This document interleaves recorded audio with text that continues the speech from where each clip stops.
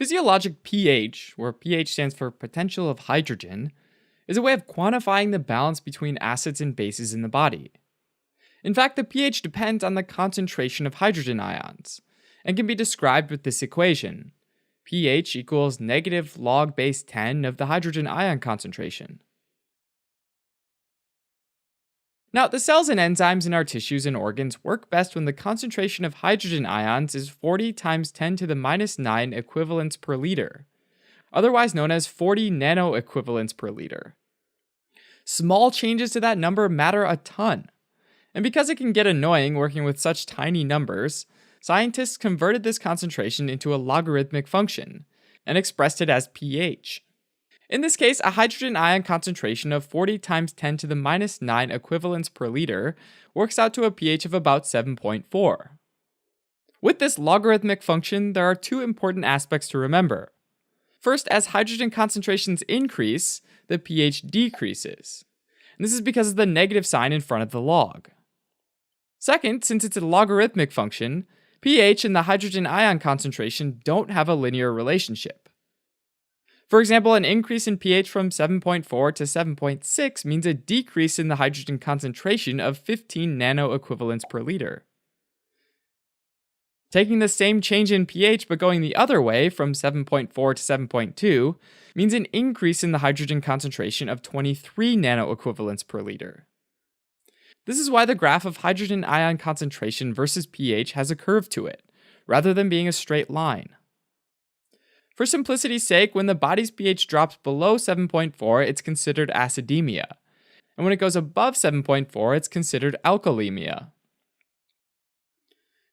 So, due to this logarithmic relationship, a change in pH in the acidic range, or below 7.4, will show a larger change in hydrogen concentrations than if the same change happened in pH in the alkaline range, or pH above 7.4. Now, maintaining a pH between about 7.37 and 7.42 is essential for the human body.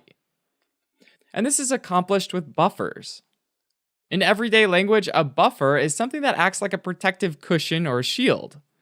And the same is true of physiologic buffers. They shield or prevent the pH from rising or falling too fast. The reason the body needs buffers is that acids, or molecules that readily give up their hydrogen ion, are being generated by the body all the time. These extra hydrogen ions would shift the pH into the acidic zone, so the body needs a way to handle them without a major shift in the overall pH. To accomplish this, buffers can essentially take on some of these extra hydrogen ions, and therefore keep the pH from dropping too much. Buffers are usually a weak acid with its conjugate base, or a weak base with its conjugate acid. The most important buffer in the body is the weak acid carbonic acid, or H2CO3, and its conjugate base, bicarbonate ion, HCO3-. Carbonic acid forms when carbon dioxide combines with water, with the help of the enzyme carbonic anhydrase. As a weak acid, carbonic acid easily dissociates into hydrogen ions and bicarbonate ions.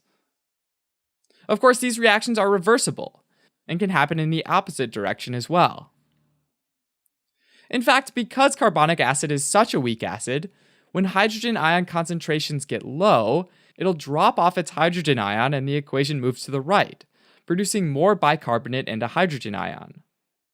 And when there are lots of hydrogen ions around, the bicarbonate will bind to one and form carbonic acid, which can go the other way and split into water and carbon dioxide.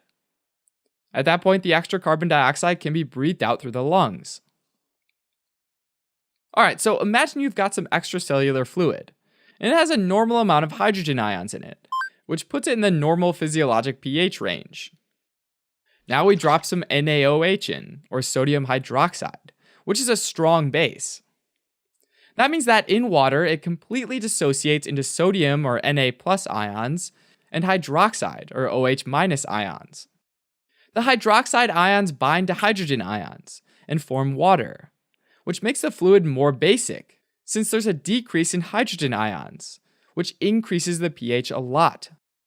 When there's plenty of carbon dioxide around, though, it reacts with the water to form more carbonic acid, which splits into bicarbonate ions and hydrogen ions, which quickly replaces the hydrogen ions, and therefore buffers the pH and keeps it in a normal range. On the flip side, imagine tossing HCl into the fluid, or hydrochloric acid, which this time is a strong acid. It would fully dissociate into hydrogen ions and a bunch of chloride ions. Without a buffer, this would cause it to become acidic, since there's more hydrogen ions, and therefore the pH would go down. The new hydrogen ions, though, get instantly picked up by bicarbonate ions and converted to carbonic acid, which would then dissociate into carbon dioxide and water. Once again, this buffer normalizes the pH. Now, the great thing here is that there's a huge supply of carbonic acid in the body, because it's formed from carbon dioxide and water, which are in abundant supply in the body. Finally, as a last point, if there's too much carbon dioxide, it gets blown off by the lungs. And if there are too many bicarbonate ions, then the kidneys eliminate them in the urine. Apart from the bicarbonate buffer system, there's also the phosphate buffer system.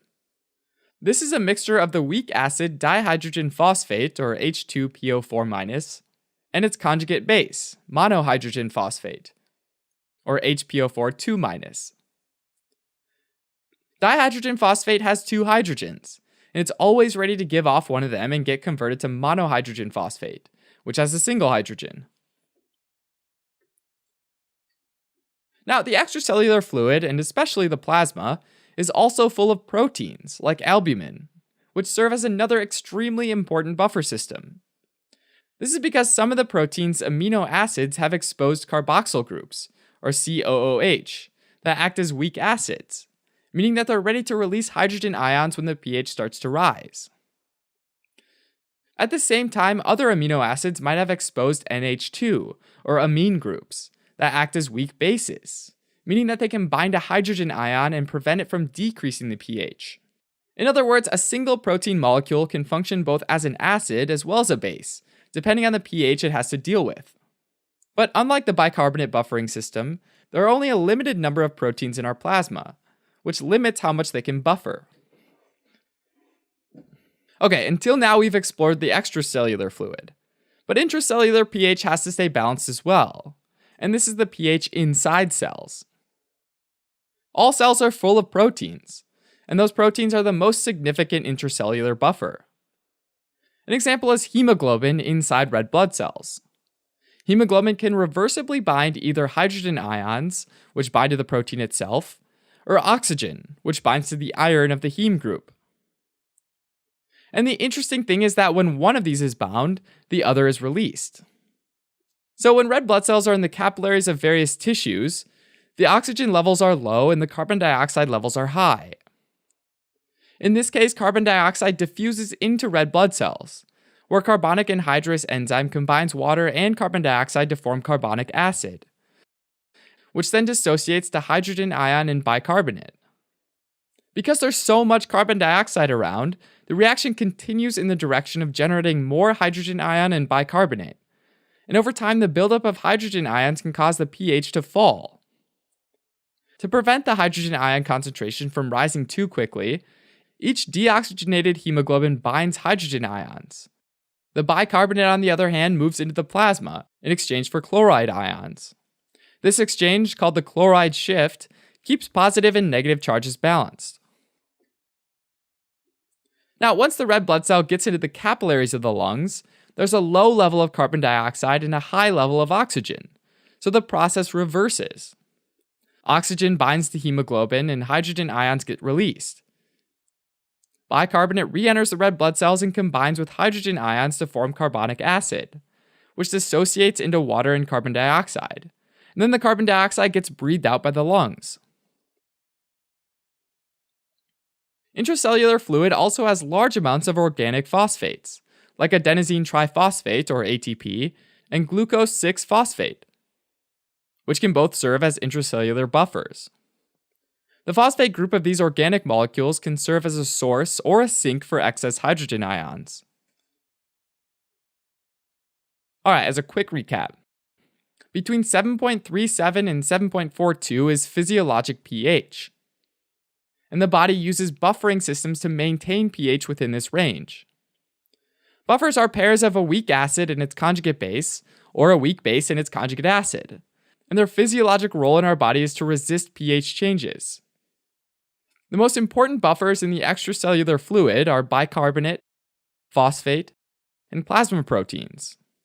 And the most important buffers within cells are proteins like hemoglobin and organic phosphates, like ATP.